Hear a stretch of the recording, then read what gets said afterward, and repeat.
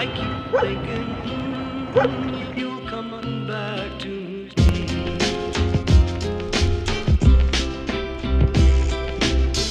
Bordeaux avait l'image d'une belle endormie et pendant de nombreuses années, la ville a peu muté.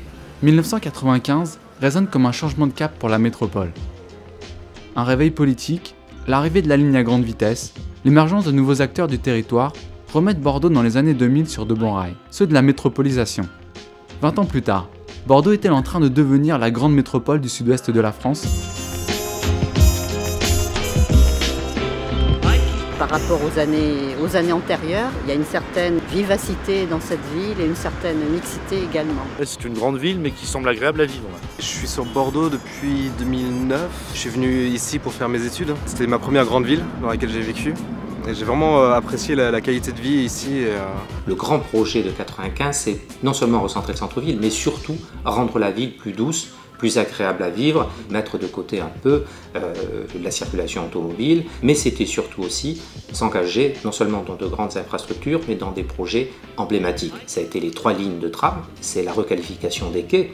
Ces travaux sont allés de pair avec la réalisation de la Cité des civilisations du vin, de la grande salle de spectacle du stade qui est aujourd'hui à Bordeaux-Nord. Bref, de grandes infrastructures aussi, mais ce n'était pas l'essentiel. À l'époque, c'était donner une autre image de la ville et surtout de donner confiance aux habitants qu'ils croient en leur ville. Moi je suis de mieux en mieux dans ma ville quand même.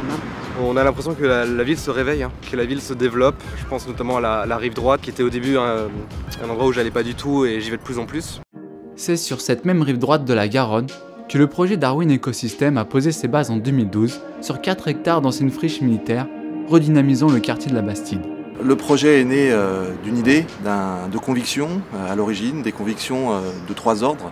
La première, c'est qu'il fallait créer un lieu où on puisse valoriser au maximum les coopérations économiques entre acteurs. Deuxième envie, c'était de prouver qu'on pouvait être à la fois prospère économiquement et dans cette volonté de coopération et d'une certaine façon décroissant écologiquement. Et enfin, on voulait un lieu où on puisse booster des initiatives sur le territoire, on puisse accompagner des porteurs de projets, où on puisse susciter, faire émerger, développer des alternatives citoyennes. Donc Darwin est un peu un ovni quand même, parce que c'est un lieu où cohabitent 140 entreprises, 350 personnes qui travaillent au quotidien, un resto bio, des fêtes, des associations résidentes, des ateliers d'artistes. Donc tout ça cohabite ici et draine effectivement un flux important de visiteurs, de curieux, de clients.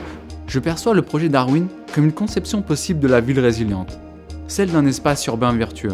Poursuivre ce travail de laboratoire géant de la transition urbaine, c'est ce qu'on veut créer ici, montrer qu'il est possible de faire une ville différente, de construire de l'aménité urbaine en partant des projets, en partant des habitants, en partant des acteurs de ce territoire qui se prennent en main et construisent leur futur. Je crois qu'un des axes essentiels du projet de 95 concernait évidemment l'économie. Lorsqu'on a transformé la ville, c'était bien pour la rendre plus attractive, pour attirer les chefs d'entreprise, pour qu'ils s'installent dans la métropole et qu'ils créent des emplois. Après avoir acquis la certitude qu'une ligne à grande vitesse relierait Paris à Bordeaux en 2 heures d'ici 2017, un vaste plan d'aménagement autour de la gare Saint-Jean a été lancé dans les années 2000. Il s'agit du projet Euratlantique. Ce nouveau quartier mixte permettra d'accueillir dans les meilleures conditions les 25 000 nouveaux habitants, les 25 000 nouveaux salariés et les 10 millions de voyageurs supplémentaires d'ici 2030, date de fin de réalisation du projet. Euratlantique, c'est un moyen d'aménagement, d'urbanisme au service d'un objectif qui est essentiellement économique. Devenir une métropole européenne, soutenir la concurrence des autres métropoles européennes. Il fallait se raccrocher à cette grande mégapole européenne qui se trouve entre Londres, Paris, Francfort et Amsterdam. L'attractivité de Bordeaux est liée à son environnement naturel. Si on laisse l'urbanisation se faire de façon désordonnée, on va tuer la poule aux œufs d'or. Dans notre projet Euratlantique, qui prend place dans un schéma de développement métropolitain global, on a 2 cibles essentielles à attirer ici. C'est d'une part ce qu'on appelle le tertiaire supérieur. Ça correspond à cette fonction de place financière et tertiaire du Grand Sud-Ouest. Et un secteur d'innovation qui se marie très bien avec l'urbain, qui est le digital, le numérique. Donc voilà, l'idée c'est de mettre Bordeaux sur la carte du monde en matière d'innovation avec ce site Euratlantique qui n'est pas le seul, mais qui doit un peu communiquer à l'extérieur que certes c'est une ville magnifique pour ses vacances, pour sa retraite, pour ses études, mais que c'est aussi une ville d'affaires.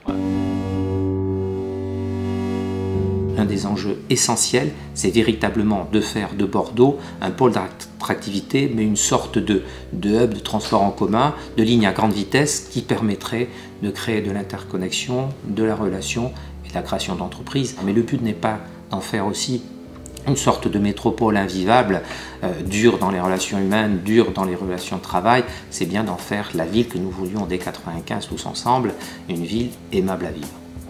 Indéniablement, ces changements impactent la vie de certains quartiers et peuvent modifier leur rapport à l'autre. Peut-être qu'il y a des quartiers qui perdent un petit peu leur profil d'origine, je dirais. Moi, je souhaite pas forcément d'atteindre le million d'habitants, mais qu'il y ait beaucoup d'animations socioculturelles. J'espère qu'en grandissant comme fait Bordeaux, on va pas perdre un peu l'identité aussi bordelais. Et moi, le côté que j'aimais bien de Bordeaux, c'est que c'est une grande ville, mais à la fois, ça reste petit. Gentrification et perte de liens sociaux sont désormais une réalité dans le développement de la métropole.